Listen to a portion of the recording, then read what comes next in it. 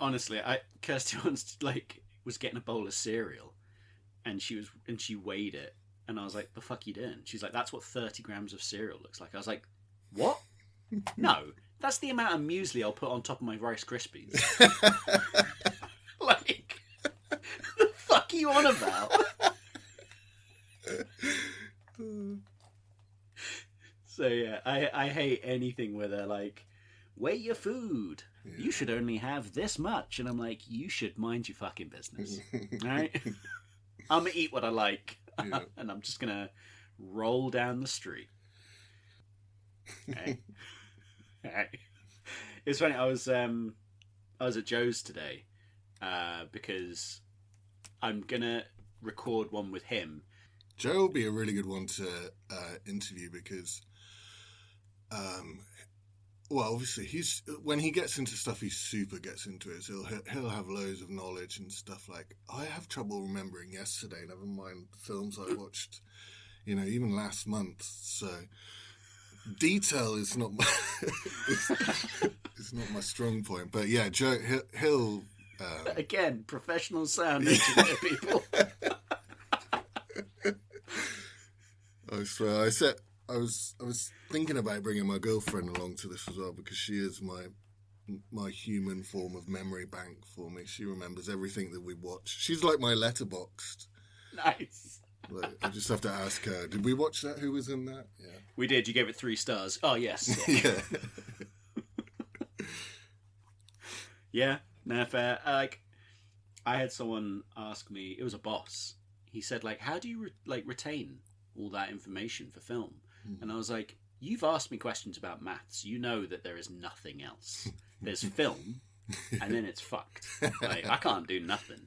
Yeah. You ask me anything else, and I'm just like, huh? Yeah. That's an Clint Eastwood was in that. Yeah, yeah. That's an impressive stack of DVDs behind you. I don't fuck around, mate. So we got... Let's see if you can see. These 3 shelves are doubled up because they're to be watched. Oh, really? So all of these 3 shelves need to be watched, but they're too deep. But that's fine because it's only the first one. They're too deep. Oh my god! Yeah. These are too deep. Oh yeah. And then these are watched and haven't been put away yet. Yeah. And then I had to buy this from a charity shop for £10 because it's overflowed. But this is just the DVDs. Over there, there's all of my 4Ks or my boutique labels, all my Criterions and all that shit. And then there's all my VHSs above that. And then there's all my Laserdiscs down there. My God. And how do you often watch films on DVD still? Yeah, I literally was just today. Have you always had a DVD player, or have you recently rebought a DVD player? I've always had something because my PlayStation or an Xbox will always play. Right, yeah, that's true. Yeah, I've never had actually my own console, so yeah. Oh right. I've never, yeah. So I don't own I have DVDs from when I was a kid, for a teenager, but yeah, I don't own any physical film stuff really, except there's a couple of my favourites that I've got, but yeah. So it's nice, man. I like to have physicals. There's something about a physical media. I like looking at special features. I also like being able to support the creators. Yeah. Because obviously the cinemas are so expensive. Yeah. No one's going multiple times, and then they're not really getting much on a second wave on DVD or video sales or anything. So if I can be okay, I'll do my bit. I'll buy that on DVD or Blu-ray when it comes out. If it's new and I really like it, that's me trying to help them in my own way. Yeah. Even though they're not getting a fucking penny. Well, yeah, that's the thing. How much do they get of that? But I'm sure it's probably more than what they'll get out of your cinema ticket price. True. And I think it also is even if they personally don't get the money, if the studio goes, oh, well, they make films and they get people buying shit afterwards, we'll give them the money again because we know we'll get their money back. Yeah. It's even if it just means that my favourite filmmakers get to make another thing, then it's totally worth it. Yeah, for sure, man. It's a good thing. It's kind of like, I guess in music, if you were going to, buying their merch and stuff, it's Yeah. the same thing. Support them better. I went to see Portal the other week, the Australian metal band, or doom band, death metal band, words. And I bought a t-shirt because I was just like, this is probably where you'll make your money. Yeah, like, yeah, exactly. There's no point. I mean, they're dope t-shirts, but it was also, yeah. I also joked with Joe saying, like, I couldn't hack it. Like, I think I am too old really to go to, like, death metal shows now. Where did you see them? Manchester. Which venue? It was a bit like the Asylum in Birmingham. Okay. Yeah, I don't know why I asked, because I don't really know the venues in Manchester that well. It was more Birmingham or Wolverhampton when we were kids, wasn't it? Mm. And, like, I think the Asylum in Birmingham is now the only place that I go to gigs normally. Really? Pretty much. Like, I saw Life of Agony there and Crowbar there, like, last year. And they were dope, but I don't think I want to go to anything bigger. The Asylum? I haven't even heard of it. Oh, it's decent. Okay, cool. I should bookmark that. Yeah, man. Oh, you saw Crowbar? Yeah. How was that? It's exactly as you'd expect. Yeah. Well, yeah, it is more difficult when you're older. My girlfriend reviews gigs every now and then. Nice, yeah. And it's almost always the ticket. She'll get like a free ticket plus one to the gig. It's almost always seated if it's like a bigger venue. And I just love. So from doing that, from like being seated a few times now, I just love it. So much better. Just before lockdown, I got Kirsty and myself tickets to go see Swans, and it was at it was an Angel, and it was a seated only gig, and I was just like, heaven. Oh, they know their audience now. Yeah, they know that we aren't standing anymore for this. But yeah, I can't do it, man. I think there's like Rammstein are the only arena band I'll go to. Maybe the Foo Fighters again, but like other than that, I don't want to go to anything big. Yeah, and I don't want to get fucking jostled around, and I don't want a fucking mosher to come round and then be all like, "Well, you having a good time, mate?" And I'd just be like, "Fuck off." Yeah, that's the other thing. Crowds are different these days. When we were younger, you could knock into people by accident, even like going in and out of the crowd to go and get another drink or something. You could like squeeze past people. These days, people get so uptight about that sort of thing, and they'll kind of block your way, or they'll, even if you bump into them. And it's like, what the fuck are you blocking my way for, cunt? Like, it's only going to annoy everyone. It's just so annoying. Step. Move. But yeah, I think it is us getting older, but also remember, like, we had a lot more adrenaline going through us at those gigs when we were younger, so it kind of like, we were pumped. We could have been there all night. That's true. Now I'm just like, for Portal, when I got there, I went to the bar and I was like, any chance of a coffee? They were just like, no. Could have a super quick double espresso. My eyes are dry. My guy, can we just get a quick shot and I'm off? Honestly, I should have just had a Kahlua and hot water. But yeah, I couldn't hack it. And I'm fine with that, all right? I'm fine with not being metal anymore. Yeah. Well, the other thing is, if you go to cinema, the danger, less of a danger, but danger of falling asleep. Especially if it's a super long. We almost went to see a film the other day, and we saw that it was 3-hour runtime. And we said no, because it was a late showing as well, and we just thought, I'm not built for that now. Especially the Odeon Lux, where it's like a recliner seat. Yeah, and it's like you're gonna recline me in the dark. Asking for trouble, babe. You better be like expecting some snoring because I'm gone. Yeah. A friend of mine, he's older than me, but a friend of mine was like, "Oh, I've booked tickets for us to go see a film," and I was like, "Sick. What time?" And he was like, "They only had them for 9:00. Is that all right?" And I was like, 9:00. Yeah. I'm gonna be fast asleep, like. Like, I thought you were gonna say 5. Yeah. I'll get a matinee anytime. But fucking hell, a late boy? No chance. No, I know what you mean. It's the way she goes. Yeah.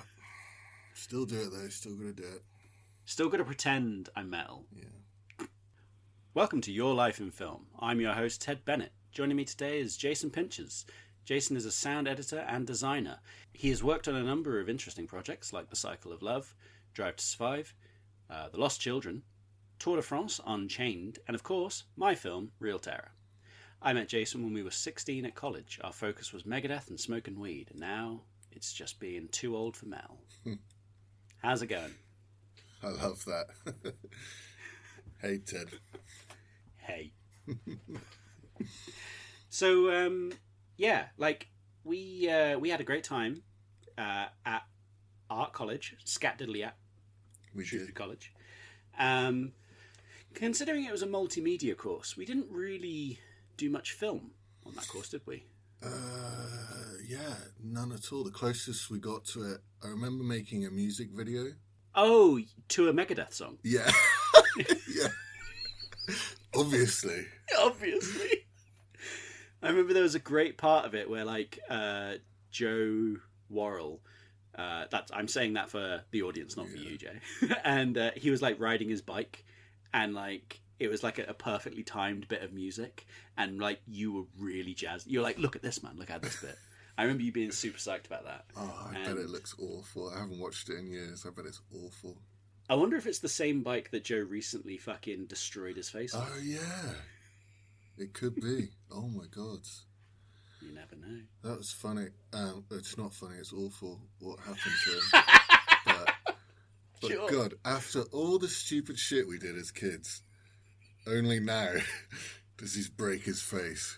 Right? I saw him today, and he was saying that he broke his toe again because his Crocs slipped while he was walking up a small ramp. And I was just like, fucking hell. The amount of things that, like, would just throw yourself around when you were younger. Yeah. And now you're nearly 40, and it's just like, oh, there's a small incline. Well, that's me done for the day. Could have seen that coming with Joe, though. He's, like, brittle-boned as hell. Man's got no mass. Yeah, no. Got nothing. Like, that's why I'm tacking on mass all the time. It's just so that you're never going to catch me falling over. I'll bounce before I'll break. Yeah. But yeah. Yeah, so we, at college, like I said in the intro, Jason and I were big into just smoking weed and not really doing anything properly. But we did watch a lot of good fun films. Detroit Rock City. Yes.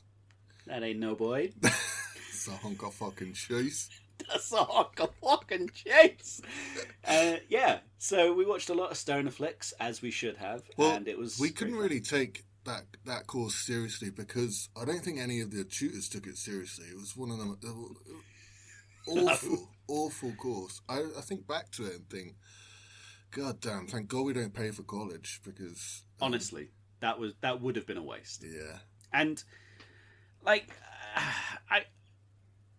I'm trying to think, is there anything that I have used that I learned on that course? And I think it's just learning how to roll a joint. Yeah. How to rip a mad bong. You know, how to make a pipe out of an apple as well. I did that. Yeah. Yeah, we did some good pretty stuff. impressive things. Very creative. I was trying to remember how long we lived at was it your nan's place or your grand's place? Yeah, my grand's place. Place. She went away for...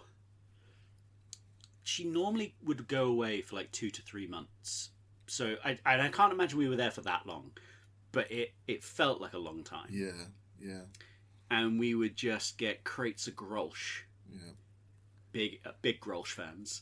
And yeah, and just smoke. And snacks, we'd get snacks.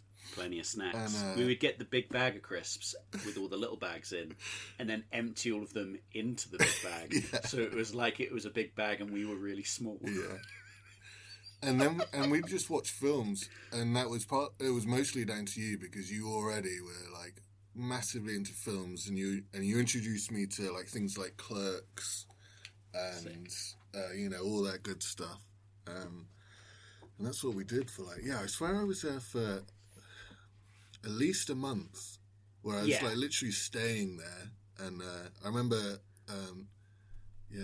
just being worried about breaking things and spilling things, I like we were worried about doing that, but not about using her dustbuster to smoke a joint. And then every time she used it, it smelled like weed. But I will say, Grandma never said a thing. Really? Oh, mate. I heard that apparently she used to smoke quite a lot. Like she used to smoke a lot of weed, and then she used to smoke cigars. Yeah. And then she knocked that all on the head. So I think she saw me as just like, crack on, man. Yeah. You're not a bad kid. You just like smoking a bit of weed and drinking some beers with your mates. Like, I think I remember you telling me that about her at the time, that she probably, I'm sure she knew, and she would have just let it slide. Yeah, like I think it's that real, it's a bit like when we were drinking the pubs of a certain age, and it was that like we may not have been the right age, but we weren't riffraff and we didn't cause trouble. Yeah, exactly. So, and we went on the streets. We did a lot of street rambling though. We would go on missions. Oh yeah, we had some favourite places, mostly due to like BMXing and skating, and places that would be good to ride in the evening, day or evening, and then smoke in the later evening. You were the one that told me about a joint is a moment of time. It's not a joint. It's like you have a joint, and that is the walk to the shop and back, and it's all gone. And like you would explain how it was. It's a 30-minute thing, so you can get rid of. You had this weird theory that it was You're joking. When did I say this? It was when we were at my grand's, and you were like, if we have a joint, by the time we walk to the shop, get snacks, and come back, it will feel like it never happened. What a load of shit. What was I thinking? Mate, I'm glad I stopped smoking weed. I think the last time I smoked weed, I was up Ponsford Hill, and I was with my buddy Rich, and it was lovely. We shared a joint at the top of the hill, lovely view, and then on the walk down, I was trying to say, how comes when I'm walking downhill, I don't just skate like I'm on ice skates? Yeah. And he was like, what? And I was like, because my shoe is on top of the ground. Yeah. And he was like, why are you more stoned than me? And I was like, I don't know. And then I got really sleepy. Yeah. I love those conversations. Like, why is my shoe still shoeing when it shouldn't be? And like, you know what you're talking about, and it's deadly serious, but... I could draw you a diagram. Yeah. But yeah, I don't know if I'll add this, but that wonderful joke, which even to this day I think is one of the best jokes that doesn't make sense. And we were listening to Stevie Wonder, and I said,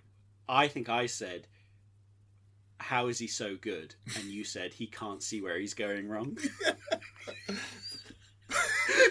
I remember that. And then we wrote it down, and then the next day read it back, and it was like, that doesn't make sense. What the fuck does that mean? To this day, it's one of my favourite jokes. I'm still trying to find the sense in it, actually, because it kind of makes sense. It could, if he wasn't completely his whole career is based on sound, which is it doesn't matter what he's saying. Again, as a sound professional, I know what I'm doing. Yeah, he knows what he's saying, people. But yeah, he can't see where he's going wrong. It's completely fair. Yeah, I'm going to stand by that, actually. Yeah, fuck it. But yeah, so there were some good moments at 16, but it'd be interesting to know what got you to those points. So, what was the first film you saw at the cinema? Well, the first film I saw, I'm trying to remember. My uncle used to work at the old cinema in Shrewsbury. Do you remember the old cinema it was called the Empire, I think, back in the day? Yeah, and then it was the ABC before it closed. Yeah, that's right. Well, he used to work. He was a projectionist actually, and dope. and I remember him working there more than I do watching the films at that age, because he would take us up into the projection room like just before the film would play, and show us around the old like 35mm reels, and it was amazing actually. I'm pretty sure it was just a one-screen cinema. Yeah. And also, apparently, it was one of the first cinemas to get sound. Oh, really? Yeah. Interesting. In the UK? I'm not sure. Maybe. Yeah, probably. Let's be Why not? honest. I'll tell you what, audience, you do the fucking research.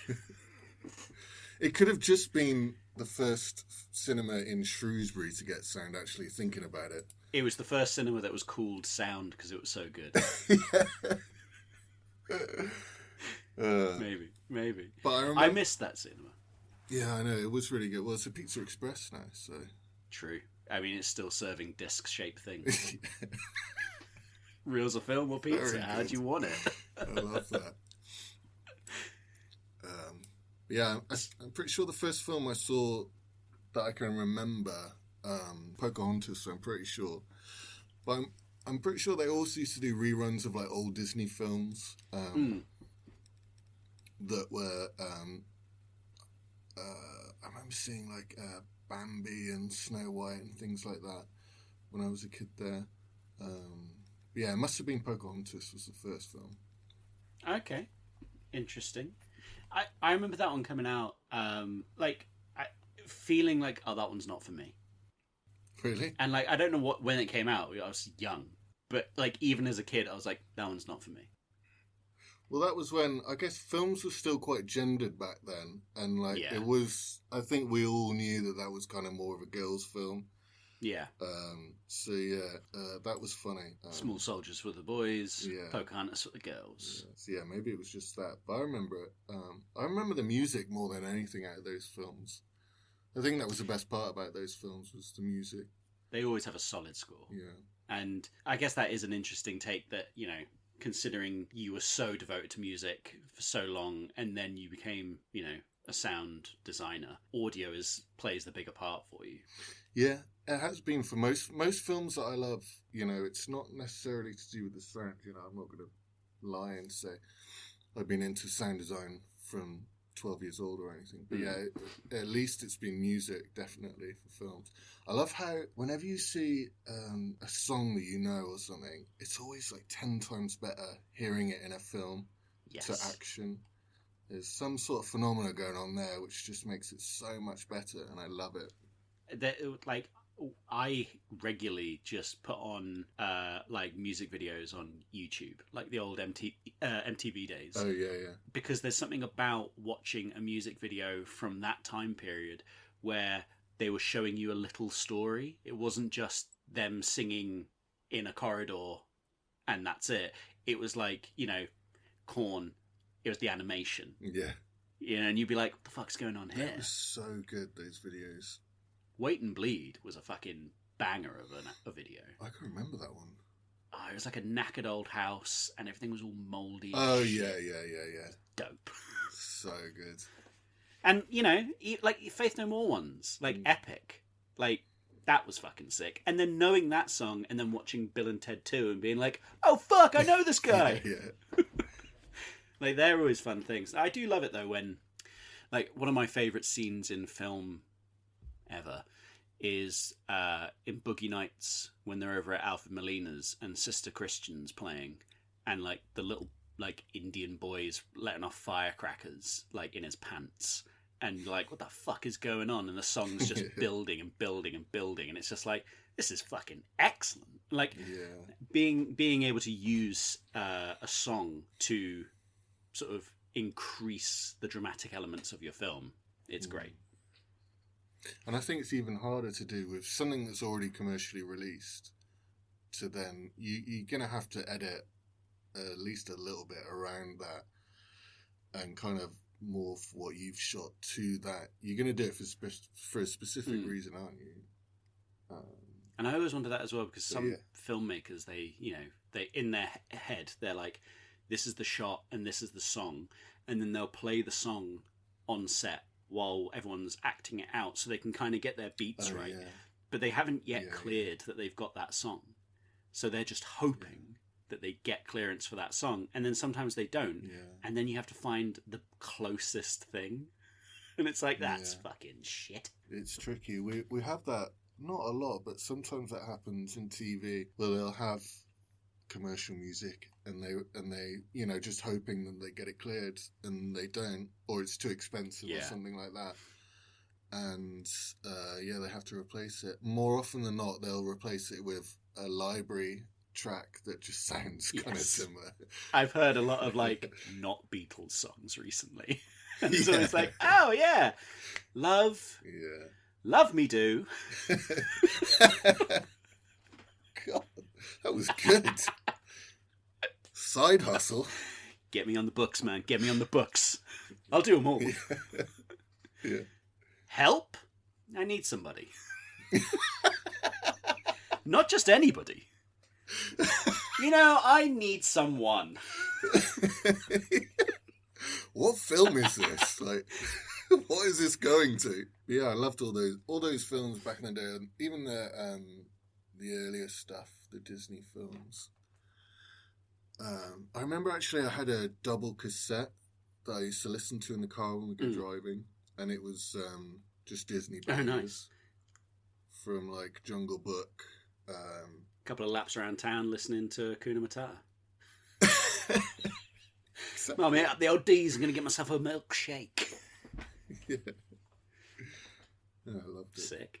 I had the Undercover Brother soundtrack, which was Which soundtracks? Undercover Brother. I'm not sure what that is. It's a fucking banger of a film. Oh, really? But like the soundtrack is just all like disco hits. Like I said to my parents, like, I want to get this, and they were like, they looked at it, they were like, fucking yeah, bangers on here, man. Yeah. And I loved it. And I think because of that, my dad then got into Snoop Dogg. Really? Yeah. Yeah. And it was just when Rhythm and Gangster came out, so he got like Yeah. Rhythm and Gangster, and he was like, this Snoop Dogg's fucking sick. And I'm like, yeah, Dad, he is. Yeah. So what film did you watch over and over again as a kid? This film called The Sandlot Kids. Yes. Have you ever seen that? I think I've seen enough clips that my brain thinks we've watched it, but I couldn't tell you what happens in it. It's a kids film. It's like not really coming of age, and it's set in the 60s in America, in like suburbia. And it's this kid who like moves to the town, doesn't really know anyone, and it's about him making friends and like getting to know the kids and stuff. And then so there's this group of kids who play baseball. They kind of bring him into their circle of friends, and then they go through things like they get bullied a little bit, and the kids show him how to stick up for himself and that sort of stuff. And it kind of ends up them playing baseball. They hit this autographed baseball Right. into this moody old neighbour's back garden. But this guy's got this huge dog that they call the Beast. Classic. And so they're scared of getting the ball back. So they come up with all these ways of trying to get the ball back. And it ends on, actually, which I only really thought about the other day, which was probably the whole point of the film, which was an advert for these shoes that right at the end, one of the kids put these shoes on, and there's like loads of close-ups on it. And it's kind of like, Dope. it's a Converse, but it's not a Converse. I think there was another brand in America at the time. Oh, really? It was just as popular. Yeah, and it looks just like Converse. And they're like, yeah, it makes kids run faster, jump higher.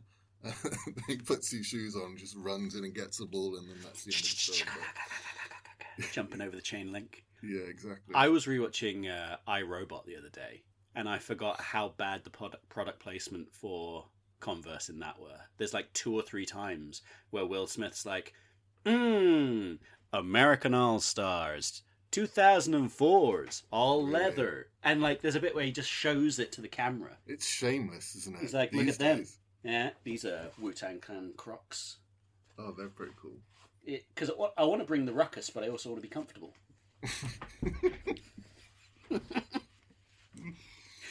No, I'm all for the Crocs, to be honest. I haven't got them. I hated the idea of Crocs for so long. Same. And then Wu-Tang Clan brought out their Crocs. And I was like, well, if they're good for RZA. Yeah. And then I bought them, and now I don't take them off. Yeah. When I was over at the studio today and I said to Joe, like, he was telling me about the Crocs thing, he kind of was like, in my Crocs, and then gave me a look like, because we wear Crocs, all right? And I was like, Joe, I took off my Wu-Tang Crocs to come here. Like, don't worry about it. And he was like, oh my God. But yeah. There's no shame in Crocs. I cycled to Brighton wearing Crocs. Get off. They are peak performance athlete footwear. Were you in Hove?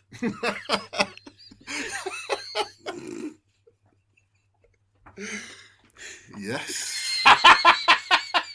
And I was on an e-bike.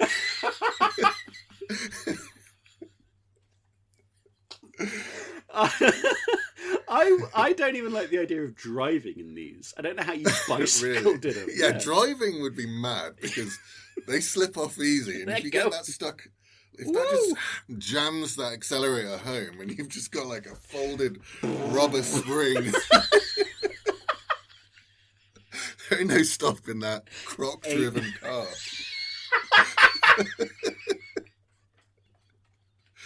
You're dead, man. Nice, yeah, fair. But cycling's all right. Well, the main benefit for cycling is that they air your feet out. So yeah. If I buy a new pair of shoes, trainers, and I cycle to work, I've only got a couple of months before they need binning. So Crocs allow the airflow, Nice. So you're wearing Crocs to the office? Yeah. Well, I keep a pair of trainers here for that reason. Because, it'd be quite embarrassing walking around work in Crocs. Would it? Do you still work off Carnaby Street? No, we're over in Fitzrovia now. I was going to say, Carnaby Street, the centre of London fashion. Yeah, what is cool. And you're just like, Crocs, baby! Crocs in a Megadeth t-shirt that doesn't fit me anymore. Just poking out underneath. Yeah, fair. I mean, to be honest, that's pretty much what we're into doing. That's pretty much what I'm doing most times. Yeah, fair. All right. So, what was it about The Sandlot that you like? Did you watch it over and over again because it was the only video you had, or? It was one of those films, you had like shelves of VHS, and they were like, that was the one where I kind of owned that one. That was mine. Oh, nice, my brother and sister wouldn't touch that one. I don't know why I loved it. I think it was definitely like, I related to it a lot. It's like, it's all boys growing up and hanging out together and having fun. And it is really funny. Are you the eldest? I'm the middle child. Oh. Yeah, my sister's older. I've got a younger brother. Oh, I assumed you were the eldest for some reason. No, I have an older sister. Yeah. Have I met her? And I have a new younger sister, Molly. What do you mean? What do you mean by that? Well, I mean, she's like in her 20s now, but yeah. How is she new? As in, like, I get half sister, I guess. Okay. I was like, what the fuck is that? Yeah. One of the reasons why I love that film was the soundtrack. Again, like, it had some killer music in it. I didn't even realise at the time. But looking back, it was wicked. And it definitely got me into like 50s, 60s rock and roll, that sort of stuff. It had like Booker T and the MGs. Oh, sick, yeah. The Surfaris. Oh, yeah. Wipeout. A couple of Drifters songs. Nice. And I absolutely love the Drifters now.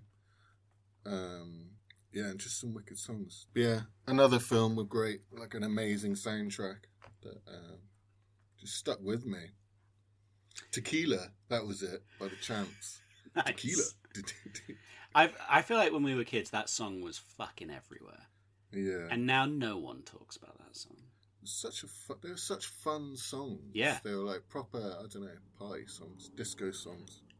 Genuine. Like, I feel like the last good party song was Party Hard. And everything before then was dope. And everything after that has been whack.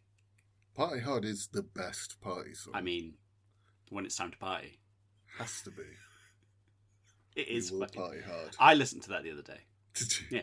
It's on my In the Garage playlist I listen to, which I is just all my favourites, and that's Oh, on really? there. Yeah. It made me always want a pair of white jeans, but I Right? never got them. Yeah. White jeans, white tee, and like some mid-top trainers. I Yeah. wanted that look, but as a fat kid with curly hair, that was not the look. You know what I mean? It was like, I can't pull that off. Nah, Ted, you would have. I remember you back in the day. You were a cool kid. You'd have definitely white jeans. I could so see you in white jeans But- at college. But I'm also a fucking scumbag, so there'd just be shit down them. Yeah. They wouldn't be nice. Yeah, Andrew WK. Yeah, That's the fair. whole point. Yeah, fair. Spot on. No, my fashion was a lot more adventurous when I was younger. Yeah, didn't you? Did you used to wear like ice hockey shirts or something like that? That hasn't changed. Yeah, I still wear ice hockey shirts. I would wear ice hockey shirts, and then I would wear cut off long johns undershorts, so they were Yeah. just a bit longer, and then I'd wear Yeah. like Burberry jackets. Yeah, you've always been. I can tell that you've always been influenced by like Americanism and American films and things. And Um, it is weird. Like I would say, up until Trump getting in, I would have moved to America in a heartbeat, and I would have been Yeah. the number one American. It'd be me and Arnold Yeah. Schwarzenegger, right? The Really? number 1 and 2 Americans. But now, get fucked. yeah, Even though I am I- wearing the jumper that Belushi wears in Animal House, so oh yeah. I always wanted to get Yep. the Jake tattoo that he had in Blues Brothers, but hand tats. Gotta get a job. God, the man always bringing me down. Yeah, No, I think I said it in another interview. I was like, I'd want to get Jake, but then I'd also get the Lars von Trier fuck. Because I'd be like, oh, I got my knuckles done. I might as well get them both. what's Worrell got? Because I know he's got his knuckles. He's got punk rock. Punk rock. And he- Fuck's sake. Come on. I was looking at them today, and they are all, like, blurred and going. Really? Yeah. I love that though. Worrell looks great with all of his tattoos. He looks sick. Even when they fade, it's a good look. It's a strong look. Like, when I was... In fact, actually, Go on. when they're faded, I think you need covered in fresh tattoos. Is It's I dunno. it's like, a choice. It's like new money. Yeah. It's a bit gauche. Yeah, gauche. Perfect word. Socially gauche, man. I know what you mean, because I really want to get like a sticker book down my legs, essentially. Just loads of little pop tattoos, not like big pieces, not anything that's forming. I don't want like a sleeve or a trouser. Like I don't want to get anything that's done like that. I just literally want to be like Matty Matheson's fucking torso, but on my leg. And Yeah. the way to do that is to befriend a tattoo artist and get them to do one on you every month. Yeah. But if you can't do that, you have to go to a tattoo shop and be like, can I have 6 little tattoos today, please? And then they're all new, and you're like, I look like a right dickhead. So, yeah. Yeah, it's been good knowing Worrell.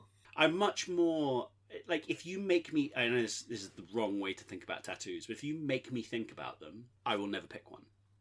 Whereas, if on the day, you've got a get what you get machine, I'll be like, all right, 30 quid? Cool, I'll have that. Yeah. I don't care. I like that. I think we should all implement a bit more of that into our lives. Yeah. Spending too long. I'm definitely guilty of spending way too long, especially when it comes to buying something. I'll spend weeks researching, when actually there's way more fun and just knowing that you just it was on a spur of the moment thing. Mm. I think that's a special thing. And Yeah. it could be just as good as making sure you've got the best bloody thing, which is actually quite boring. And also, like, I'm currently looking at getting a DJI Pocket 3, the little gimbal 4K camera.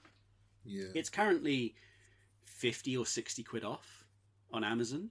I should buy it right now. But I keep thinking, like, ooh, but what if it goes down on Black Friday? And what if it does this? And it's like, what's it matter? Once Yeah. you've bought it, you're not going to keep checking the prices. And in Yeah, 20 years, it'll be filthy cheap. So what Yeah. what do you want to do, you know? Exactly, man. So fuck them. So what was the first 18 rated film you saw, and how old were you? I think it was The Green Mile. Oh, I think. Which actually I was surprised to learn that it was an 18. I'm surprised. I was going to say I thought that was a 15, but I guess Piss and Bees is Yeah. 18. Yeah. No, yeah, I think it was. Because I would have been 12 when that came out. Oh shit. I think it was 1999 it came out. Mm-hmm. So yeah, that must have been the first 18 rated film I watched. And it was a great film. It was a great film. Absolutely loved it. And I remember, I think the reason why I watched it so young is because my mum loved it as well. I think she liked the comedy in it, and the only other ones that I thought, because honestly, I wasn't one of these kids who wanted to be super old, so I wasn't watching loads of like gritty, sex and drugs films. That was just your life. Yeah, exactly. I think another one I remember was The Shining. I remember watching The Shining pretty young. Yeah. And not fully understanding it, but knowing that it was creepy. Knowing it was creepy, but also not really. Another one was Silence of the Lambs. I remember watching that and just being so bored by it because I just didn't understand the horror of it. It's so weird, isn't it, when you watch those old things as a kid and you're just like, why is everyone afraid of this? And it's like, because you can't comprehend what's happening. And you're like, nah, it's boring. It's boring. It's like, no. What was the first film you watched that you considered grown up? The first grown up films, I remember watching westerns a lot as a kid.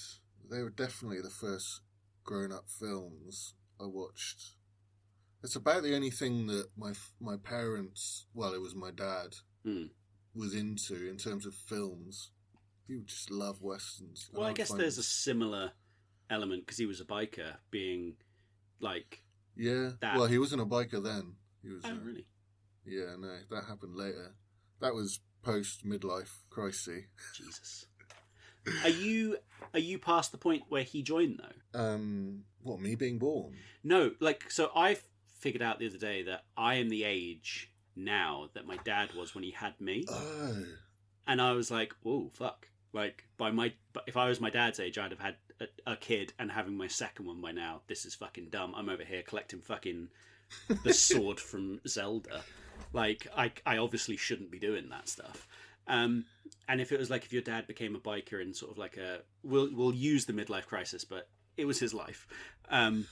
Yeah, no, it wasn't. I'm being silly. It wasn't a midlife crisis. It was more. He changed his whole. He was in like an office job throughout those years that he was. What we just? Oh yeah, westerns. Yeah. Yeah, he used to like westerns and classical music and had an office job, and I think he was just. It was like post army. He'd done almost 10 years in the army and was trying to do the thing that you're supposed to do, and he had kids and that, and then. I think he either got let go from the security job that he was managing or something like that. And that's where it all changed. Bought himself a Harley, got himself a cut. Yeah. But that would have been older than I am now. He would have been older than I am now, yeah. He would have been, I think, about 32 when he had me. Okay. Maybe. So then he would have been well into his 40s by the time he started riding hogs. What happened to his last bike? It would be at the clubhouse. Oh, really? Owned by the Outlaws. Oh. Or I don't know, maybe. And you never wanted to? You never wanted to get a bike? Yeah, I'd love a bike. Oh. I live in central London. I'd love a car. But yeah. I learned to ride my motorbike in central London. I know, yeah. Because I'm a baller. That's how it is. Well, exactly. I'm not. You're not as nails as me. Yeah, I piss my money away on other things too much to be able to afford a regular payments on a bike or something. Yeah. You're talking to a man who buys videos yeah. for real money. The first film I watched, I think. Hold on, what did I put? You were mentioning westerns, but you didn't say a specific one. Well, The Good, the Bad, the Ugly. Good choice. So yeah, westerns were like the first grown-ups. Super boring. Now I love them. I absolutely love them. But they were so boring, obviously, when you're a kid. I watched the original 310 to Yumi yesterday. It's dope. Oh, really? I haven't seen that yet. It's dope. It looks dope. Yeah. And also now as an adult, it's like sound-wise, those films. Obviously, the music, the score. Yeah. Incredible. but like for sound, there's such interesting films as a sound editor or sound designer because of the sort of desolate environment and like how there's not really much else going on apart from dialogue. So you need to, you know, be really hot on your Foley, all the horses, all the gun chinks, the leather, the denim, you know, all that move, the cowboy footsteps on the wooden floors, the classic like gun ricochets, all that stuff. Like I'm sure, I haven't Googled this, but I'm sure they would have been one of the first like genres of film to really like test this, whoever was doing the sound. Must have been, because in Hollywood they did Gunsmoke, Rawhide, and Maverick all within the same period of time, I think. Yeah. And it's like you're going to churn out that much Western and not try and one up everyone with the way our bullets sound so much more twangier, or their horses have a real thud coming through the floors, you know. So they must have really gone bonkers on it. Yeah, and also I think they were. I mean, they probably already understood and used these techniques, but like using sound for those super long pauses in dialogue where it would just be an expression literally hung on like a close up for what would feel like hours. It's just, you know, some cowboy's face barely reacting, but it looks amazing. And, you know, and all those little details of like the grass and the sand in the background, you know, all of that would have been placed intentionally, you know, and little cloth movements and creaks and like I said, like the wood creaking in the background and stuff. The whistle in the wind because there's fuck all to stop it, you know. It's just... Yeah. So yeah, I'd love to. That would be a dream of mine, I guess, to work on like a full scale Western. That would be cool. It's a shame that like Westerns are out of vogue, let's say, because I would love to make a Western, and I'd make the weirdest horror Western I could find. But like, I would love to do it, but there just isn't. You know, there's Laredo or something, or Laredo. It's a Western town. Up in it's in the home counties, whatever, but it's like a proper Western town that has, you know, the streets, the buildings, and everything like that. Oh, really? Yeah, and it's the only one in the UK, I think, where they're like, come and film here, but all of the staff that work here will also be the extras because they are the blacksmith of that town. So if you need someone to pretend to be blacksmithing, use your actual blacksmith. And wow, that's cool. Yeah, it's pretty sick. Like, I knew someone who shot something there recently, but I never saw the outcome. That's a shame. Yeah, bring back Westerns, I say. Well, do you know, there've been a few. I mean, obviously there's been some quite big ones.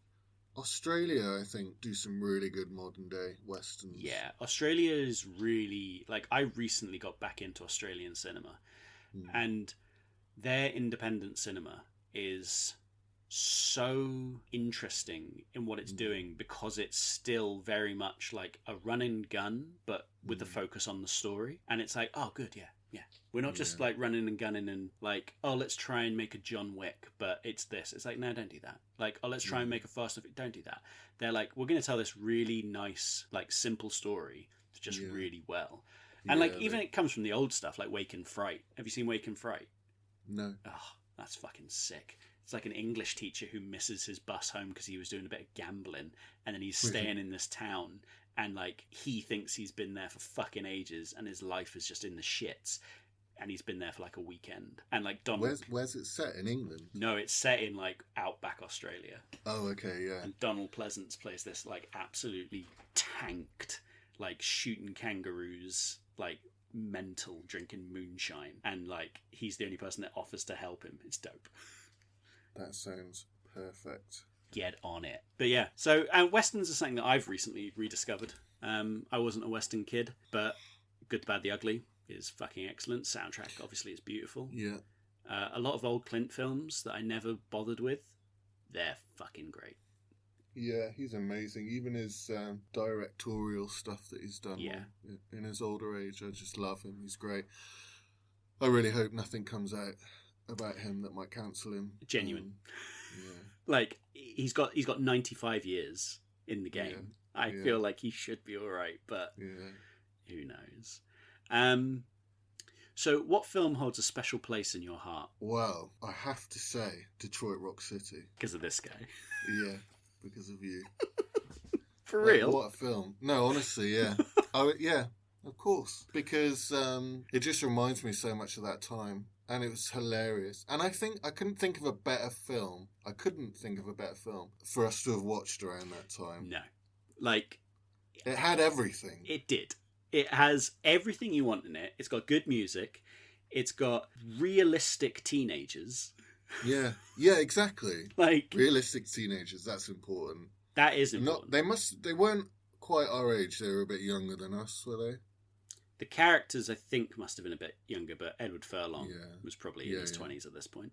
But yeah, I think the characters were a little bit younger than us. But I still think that it is important because, you know, I've got friends who are like, oh yeah, when we were growing up, it was just like Skins. And I was like, no, it fucking wasn't. It was the in-betweeners. That's Yeah. what we were, you know. Dude, I don't hate Skins, but I couldn't watch it. No. It was so, like, it's too try hard. It's like kids trying to be older than they are, you know, and trying to, like, yeah, I've done that, I've done this, I've done that. Like, just, In the wise words, like, so fucking what, you know? yeah. Who sung that song?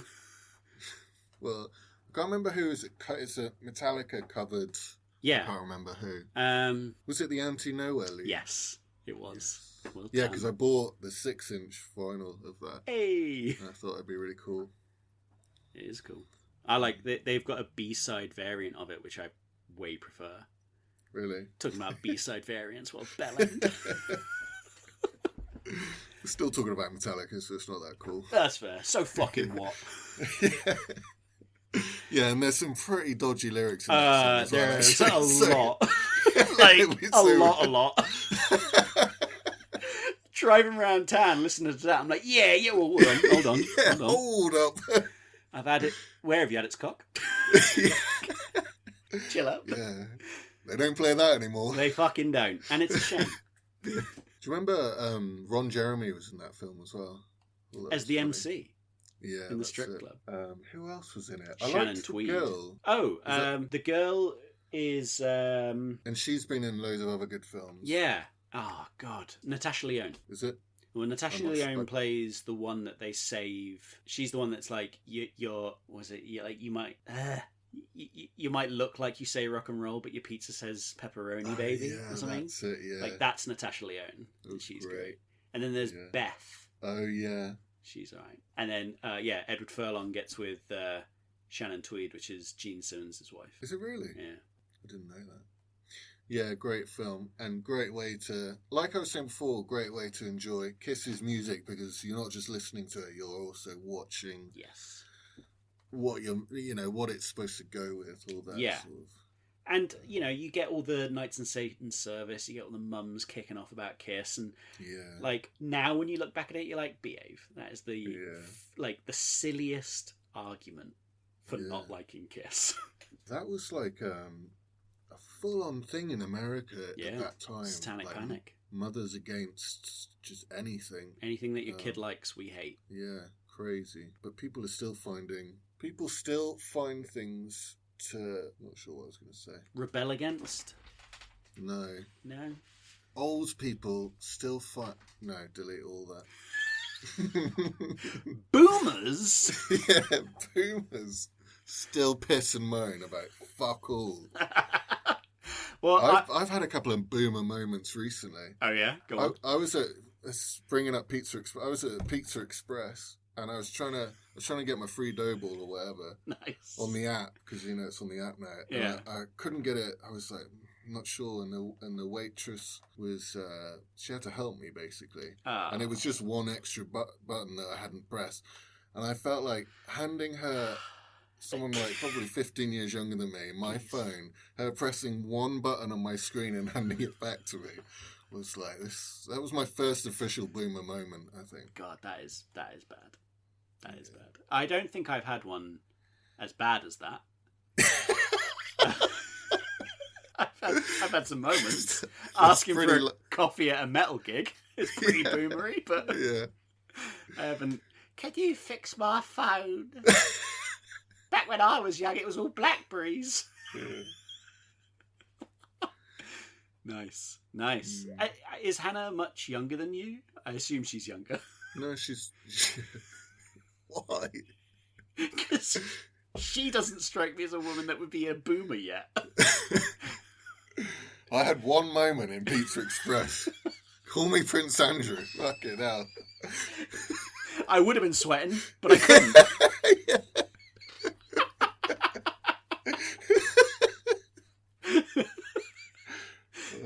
No, she's 2 years younger than me. Okay. Yeah, but mentally, obviously, girls are way more older advanced than us, so you don't really notice it. Well, Kirsty's 40 this year, so she's way advanced. Damn. Hey, what can I say? Cougar, hey. Fucking chase. That ain't no bite. All right. So, what's your controversial opinion on a famous film? My controversial opinion is, I'm not sure if it's that controversial, but it's that I think the Blair Witch Project is fucking scary. I don't think that's controversial. That is a scary film. No, you get so many people. I think the majority of people say that they don't think it's a scary film. Am I wrong? I'm in the camp that says The Shining isn't a scary film. So I think there must be people who think The Blair Witch is not a quote-unquote scary film. But I also think that they are not... There's two things. They weren't alive when it came out, because it was scary as shit when we all first heard about that film. No, I remember even at the time, people saying that they didn't find it scary. They thought it was stupid. And the fact that because it was handheld, they were like, oh, and then nothing happens only up until the end. Maybe I'm just listening to the wrong people, but I it's one of my favourite films. Have you watched the 2.5-hour documentary on it? No. Do it. It's sick. Really? Second Sight I will actually. Released a Blu-ray of it, and it has like this making of Blair Witch documentary on it, and it is so good. Really? Yeah. Yeah, I'll watch that for sure. Oh, I love it. Yeah, and I think, younger people maybe, but also just some people just aren't. It's like some people don't listen to metal music because they don't get it. Yeah. There's a lot just of people shouty in it. There's a lot of people who don't like horror films at all, and even people who do like horror films, you know, I guess it's like music. You've got to be in the right mood, and if you're not in the right mood and you watch a film, you might think it's a piece of shit, and then the next time you watch it, it might be really good. So this is the thing that I have said on this podcast. Like, I rewatch films that I didn't like more often than I watch the ones I did like, because I always want to give that film the benefit of I was probably in the wrong place. Yeah. You know, I watched a scary film in the middle of the day with the lights on. Obviously, it's not going to spook me. Or I watched this film and I was just jealous of the filmmaker, so I didn't give it its any weight. I was like, fuck this clown. Yeah. You know? Do you know, I watched Presence recently. It's like a horror, a psychological horror thing, and it's I think it's all shot point of view from the ghost. Oh, with Lucy Liu. Maybe. Who's that? Who's Lucy Liu? Yeah. You alright? Hold on, let me Google it quick. Lucy Liu? Yeah. Liu. No. Well, then fuck off. What are you on about? Presence. I bet it is. Oh my god. You dumb motherfucker. That is Lucy Liu film. Yes. Sorry, yeah. That's Steven Soderbergh film. Yes. Yeah. So... I watched that. I enjoyed that a lot. Oh, you did watch it? Yeah. Oh, great. Well, I didn't... To be honest, the style... Like you were saying before how you didn't like the director or something and that put you off the film. Yeah. I didn't... Going into that film, I was a bit annoyed finding out that it was all going to be this POV and it felt a bit gimmicky. And sometimes it's not always done well. Like these TV shows and films that are like single shot. And it's like, yes. You know, people are flexing their craft more than actually, you know, is this just a completely immersible story to watch? I did halfway through, I forgot about that and I got over myself and I ended up really enjoying it. It was an amazing film. Yeah. But yeah, And there's I all was the sorts same with Adolescence. I was like, first episode, I was like, look at these fucking clowns. Oh, in one take, well done. And then Yeah. about halfway through that first episode, I was like, tell me more.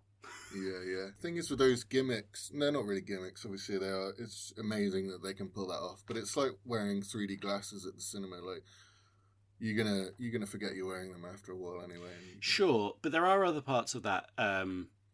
Like a friend of mine pointed out that in that last episode of Adolescence, when they're in the van driving around everywhere, Stephen Graham doesn't move the steering wheel. Oh, right, He doesn't yeah. like turn a corner. He just Oh, always really? stays because they're on a trailer. Yeah. And he was like, as soon as I saw that, I was completely taken out of it. And I was like, oh, yeah, that's annoying because that's something that you could easily, if you had another take, yeah, just do that again. yeah. But you're so adamant about getting it all in one, yeah, and you're like, worth it? I guess it Yeah. was worth it. I mean, they all won BAFTAs, so I guess it was worth it. Oh yeah, it won everything going. I didn't notice that. That's a shame. I bet they're kicking themselves because that's kind of an obvious thing. I didn't notice it. Like, when I watched it, I didn't notice it. And it was, like I said, I watched all of Adolescence in one hit. I think it was 4 hours, all 4 episodes, whatever. And, like, I came downstairs and said to Kirsty, like, I think that might be the finest 4 hours of, like, media I've ever watched. It was spectacular. Yeah. Then I said, I'm annoyed I'll never make something like that. Really? Really, you don't think I'll make something like that? Or really, I was annoyed because you know me. I was really? annoyed. Would you ever even want to make something like that? No, this is Yeah. something I was talking to with my therapist today. Really? Yeah. So, what have you been watching recently? Presents with Lucy. With so Lucy in it. Lucy. I went to see Weapons at the cinema recently. What did you think? I really liked it. No, I didn't. Didn't you? Yeah, No. It's had mixed reviews, hasn't it? I really like Um, Barbarian, so I was surprised that it didn't work for me. Barbarian was so good. Yeah. I like Weapons because I like witchy type characters in Sure. films, and I think that was a good witch character. Mm-hmm. I also love what's her name? The girl, Oh, Julia Garner. yes. She was really good in Fantastic Four.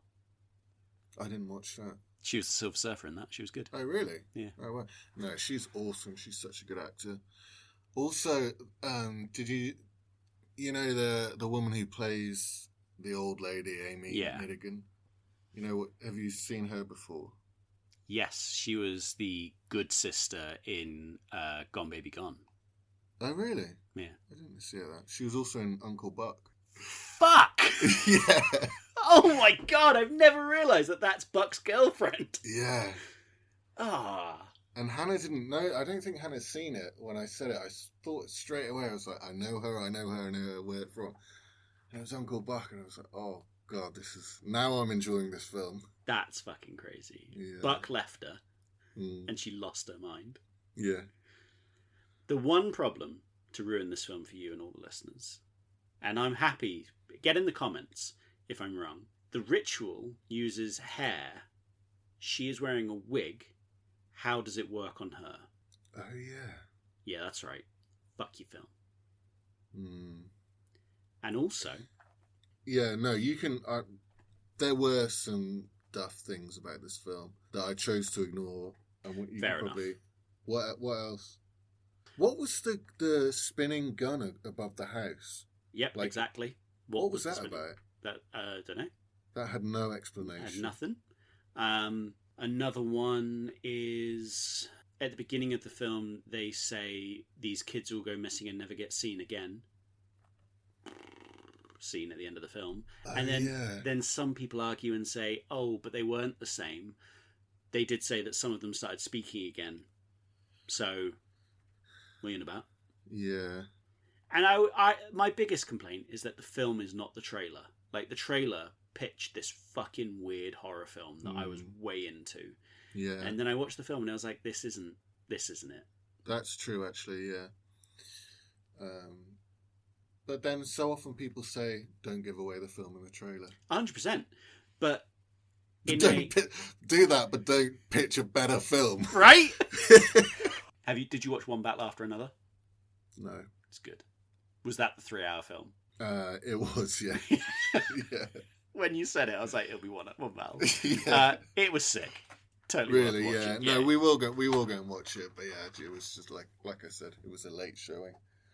Yeah, that was the one that my buddy was like, I've got a 9 o'clock showing. And I was like, this film's 3 hours long. Yeah. And they are reclining seats. And they're comfy. It's great. I love those reclining seats. But they don't have recliners in that. My local one is an Odeon in Streatham Hill. Oh, you got to go to the Odeon Luxe. Oh, okay. Or an Everyman. An Everyman usually has reclining seats. Oh, yeah. I'm not sure. The second is Picture House is in Brixton. Yeah, that they don't have because that's an old cinema. The Picture House, isn't right, it? Yeah. God, I'd love to see the old ABC cinema. Some pictures of like just what it was like in that screen. I can't really remember. When I had Charlie Adlard on, I was talking about the old ABC, and considering I think I saw Men in Black and nothing else. I think I only saw Men in Black. Maybe Space Jam, but probably just Men in Black. In that cinema, I could describe the foyer. Oh, really? Like perfectly. I was like, yeah, you go in. It's all like dimly lit red. You had the booth on the left with the concessions next to it, and then there was posters down the right, and at the very far end there was a glass cabinet, and they were selling the super soakers that you could get that were for Men in Black, and then you go in and you go to the cinemas and the seats, and then there was toilets either side, and then you had the screen, and it's like I went in there once. You've got such a good memory for film. Yeah, that does. You've jogged my memory a little bit. I remember the red walking in, and it was kind of small. It wasn't like a big foyer. It was just kind of like reception. I would really like to not just have a cinema at home, but have a freestanding building that is a cinema. You know what I mean? When I got that money, and I would do it up like the ABC. It would be that you go in, it's all dimly lit. There's film posters on one side. There's a little concession stand there. And then there'd be a little cabinet at the end where I'd put all my film awards. And then I'd go into my screen. That'd be so cool. I have a few awards. Well, that's where they go. That's where they go. Instead, they're next to Godzilla wearing a shark mask. What awards have you got in the end for your film? First cut. Nothing for sound? No, nothing for sound. In fact, people complain about the sound. Yeah. No, someone asked me the other day, I showed it at the Hive before the thing, and I did a little speech before the film, whatever. And a woman came up to me afterwards, and she said, this is going to sound really geeky, but what frequency did you use in the sound design? Because I felt so uncomfortable throughout all of that. And I was like, I don't know, I'll ask. That's funny. That I didn't use anything like that in that film, but I'm glad that it kind of took her anyway. A lot of people, like, between your sound design and Mark's soundtrack, like, a lot of people have complimented the way that sounds. And whenever I rewatch the film, no, I don't have anything with the performances, and I don't have anything with the sound. Those two parts, I'm like, they're perfect, in my opinion. The smashed in face, I wouldn't have that now. Oh, really? Yeah. I've seen that film a lot. I remember you, at the time you were saying you weren't too sure about it. I loved it. Because when Charlie saw it again... I could have seen more of it in the film. I don't know. Another angle. Maybe. That we did have... Well, I thought we caught another angle where Simon was on the floor fucked, and you could just see a bit of a side of it. But when we watched it back the other day, Charlie was like, when you first showed me, it felt like such a flash. And then when it was on the big screen, I could look at it for a long time. Oh, okay. And I was like, oh, yeah, that probably doesn't work. And the biggest screen I've seen my film on is an IMAX. So no wonder I've gone, it's too much. Wow, you saw it in an IMAX. Birmingham Film Festival showed it at the IMAX. Ace. That was a fucking weird, surreal moment for me because I was like, yeah. all right, that'll do. Cool. But yeah, so I've won Best Horror Film, Best Foreign Film, Best Film, and I think that's a Best Horror Film from an Italian place. And then, like, overall, I think we won 11 or 12 awards. Really? Yeah. That is for your first. Well, no, this is for your first like professional film. That's pretty good going. Thank you. I am pleased with the outcome, and you know, it was great traveling America with it and trying to see where it could take us. Yeah. I'm just annoyed it didn't lead onto another project. Well, have you written anything else yet? What's with all the fucking questions? Yeah. I've written 2 feature scripts. Well, I've co-written 2 feature scripts. Features? Yeah, baby. One of them we pitched out to this producer in LA, and he was like, I love it, but can you make the second act work so that the third act is more like deserved and more rewarding? And I was like, yep, sure, can do that. So me and my buddy went off and rewrote the middle bit and wrote the end again, sent it back to him. He was like, this is great. This is a $5 million script. This is too much for your first film. He went, don't worry about it. He goes, that could be a great second film. Like, can you go away and come back with something that's a lot smaller? If you can make it for under $1 million, under 500,000, like, he was like, I can get you the money. And I was like, sick. So then me and my brother wrote this sort of really low budget sci-fi, which is intentionally low budget because it's meant to be like a tech company pitting 4 people against each other in a fake space station for who gets the internship. And after something like the 30th day, no one starts to react to them anymore, and they just stay there for a year, slowly losing their minds. But it's all like shitty flat walls that have been made, and it's intentionally sort of low budget because it's just meant to see if they can stay within these confines and do what they're told. And so I sent that over to him. I think that's good advice. So I think that he's given you, like, features are like so much work, and money. I didn't really think about the money, but I know that I've done a couple of features in the past, and it's gotten towards the end, and I've just wish I hadn't have bothered. Like, you need such a big crew. Like, as a sound editor, and then to mix it, I think that was my naivety on my part. It's too much to do. You need months of like full-time attention, and a crew of people. They're such bigger beasts than shorts. They really are. They're not just 5 times a short. They're 10 to 20 times a short. Yeah. But there's no money in shorts. So, like, I've got to convince someone to give me 20 grand to go make a short film, which they won't get any money back. Yeah, that's true. But me, Rich Fox, and a couple of Mike Balance and Tom Williams. It's the old Cineworld crew. Did you work with any of those people? I was there when Rich Fox was about. I didn't really talk to him that much. Well, I may have been there when the others. If they were all projectionists, I wouldn't have spoken to them. That's fair. So Tom was projectionist. Mike was a supervisor for a beat, but we go for a curry once a month, and we're thinking about just doing little, just spooky things. Like, I bought a nice camera. It does 6K footage, so I can get it fucking nice, and like, I bought some good mics and some good lapel stuff to get it all good. And oh, really? Yeah, and it's like, I think I'm going to try and see what I can do with no budget. Yeah, with just my mates. Do it, man. I think the beauty of shorts and the opportunity in shorts is that you can just do anything, and it's a learning ground. You know, it's you're not, like you say, you're not going to get money back from it, so you might as well go nuts. Don't worry about it. Just go fucking bonkers. And I've made quite a few friends in the festival circuit that I feel like it would go places, you know?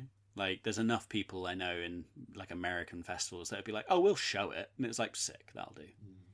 That's why I'm doing a podcast. Because I couldn't fight my biological urge any longer. As a passing white man, I have to do a podcast about film. Yeah. No. Well, it's been a pleasure being part of it. You're I welcome. don't remember what we've spoken about. Megadeth. The Disintegrator. That was the song that you did your music video on. That was it, yeah. Well, did you not do anything film related at SCAT? No, I had great ideas that never came to fruition. I was going to do... SCAT in a nutshell. Mate, that is 100% SCAT in a nutshell. One of the films I really wanted to do was do a skating video following Dan Roberts doing skating, but shoot it like it was Tony Hawk 2. So it would have the score and the timer, and then the music would be played over it, because that's how long you have. You have 2 minutes and it's a song. Yeah. And I was going to do that. And I really wanted to do it. And then I realized, like, I can't, like, keep up with you on a skateboard. And I can't fucking do all the shit. So it was kind of pointless. Oh, that would have been cool. Maybe I'll still do it. Wouldn't it have been like a bird's eye view? Maybe you could do it with a drone. Oh, I wonder if you could do that where it follows you. Yeah. So I just get a skater. The thing is, though, I hate how much, I hate how smooth everything is that comes off of a drone. Yeah. It's nice to have. I mean, maybe you could turn off the anti-shake or whatever. Maybe. But yeah, it'd be nice to have a bit of that roughness. Put some artificial shake in it. Mm. Get a fisheye on it as well, because that's what skate videos should be. Got to. But yeah, so I don't think I made anything at SCAT, and it's amazing that I graduated. Yeah, I didn't. Did you not? No, I dropped out after the first year, and I went to Telford Music College. I pled with them for them to keep me, because I didn't know what else to do. And I said, no. Is that why in the second year I probably paid more attention? Definitely. Fuck! I don't remember you going in the second year. Yeah. Yeah, it feels like longer, but it was just one sweet summer with Teddy. Mm-hmm. It was a good summer 11. Yeah. No, it's good. I enjoyed it. Nice. All right, then. Thank you very much for being on. They've been some great, my pleasure, great selection zoo films, and I will be adding a lot to my my watch list. Be sure that you do. Yeah, if you can go back to watching a child's film called The Sandlot Kids, I'll be impressed. I think it is already on my watch list. Really? I think so. Watch it for the music alone. Just skip to the good parts. The music's so cool. Let me have a look. There you go. On my watch list. Oh, get in. Sandlot. Oh, yeah. In America, they call it The Sandlot. I think it was just a European thing. They call it The Sandlot Kids. But yeah. Oh, I'm impressed. So there we go. It's on there. It's ready. It's primed. Good on. I think it's quite a hard one to find on DVD. So a lot of the films that I watch now, I go to the second-hand DVD shop in town and buy like 10 or 20 of them for 20 quid. And then, like, that's how I get 3 shelves of unwatched films. Yeah, I love that. I love that about Shrewsbury. It used to, and I bet it still does, have those like bargain shops where they have like old CDs and DVDs and just like shelves and shelves, and it's all $2.99. Yeah, and it's all great. It's sick. Like, I bought my first Megadeth album from Cash Converters. First Megadeth at Cash Converters. Yeah, sick. It was the album Risk, which people think is the worst, but you know, obviously it's the best. Got you in. Yeah. I mean, it's a bit like, is it Reload? Is Reload? Yeah, which is another sick album. You just got to listen to it without your Metallica ears on, and your country twanging James Hetfield ears on. I don't think I could see them live. I'll tell you that now. Really? I don't think I could sit through it. I saw them at Glastonbury when there was that whole thing, like they thought nobody would turn up because it's Glastonbury and people care about things at Glastonbury, Apparently. like bear shooting and stuff like that, and hunting. So they thought no one was going to watch them, and went there. The main arena was absolutely Obviously. packed. And they played the short film, which was like a hunting film, and it was people hunting bears, and there was a view down the sight of the rifle, just zooming in on this bear, and it kind of popped up and looked around, and they took the head off the bear, and it was James Hetfield, and everyone just applauded, and then they just played Metallica songs, and it was great. Well, that's ridiculous. Yeah, it's obviously quite a fickle crowd at Glastonbury. Yeah. I mean, if everyone's going to make a stink about Bob Vylan, I don't think he did anything wrong. Well, I can think of a lot more wrong things that happen at Glastonbury. Right. And they aren't even on stage. You know what I'm saying? Their falafel is dreadful. But I have seen Megadeth, so I feel like that's fine. They're doing their last tour. Did you know about that? No. Yeah, they're doing one more world tour and then they're packing it in. I watched recently The Decline of Western Civilization, the documentary about metal from Thingy by Penelope What's-Her-Face. And Classic. It's amazing. And Dave Mustaine's in it. And he seemed like such an elitist prick then. Oh, he still is. He's one of the worst people. Definitely a case of separate the art from the artist. Yeah. Absolutely. There are no redeeming factors about Dave Mustaine. At all. No. I've looked for them, trust me. Whereas, like, Lemmy in the 80s was just like, oh, you wear what you like, do what you like, I don't care, as long as you're having a nice time. Lemmy was the best. And you're just like, get rid of all those fucking swastikas in your flat, and you'd be all right, mate. Oh, yeah. There was that. Nazi paraphernalia everywhere. A lot of. Yeah. But he was the best, you say? All right. Well, it's lovely to speak to you, and I'll speak to you soon. Absolute pleasure. Cheers, Dad. This has been a Lovable Rogue Productions podcast. Thank you to everyone that listened. If you want to help out your life in film, then download it, like it, share it, and give the pod a follow. I didn't realise till starting this that a download is the way they measure success and not just a listen. So, listening means nothing. Make sure you check out my guests on their socials, which will be in the description of the episode. Take a look at my Letterboxd. I've made a list of all the films that have been mentioned on the pod. There's fucking hundreds. So you can find some good films there. There are some good ones. There's some fucking weird ones, and I love them. Quick shout out to some of the podcasts I'm listening to. Caliber 9 from Outer Space. That's Robin Joes. That's really good. And then The Villain Was Right. That's a great fun. Check that out. If you really want to be a mensch, give me that money. There's a link in the description. It'll explain it all. But a download and a share is excellent, and I actually appreciate that a lot more than you'd think. We currently have no sponsors, but I am open to them. I'll shill anything. I don't care. This has been a Lovable Rogue production. Thank you for listening.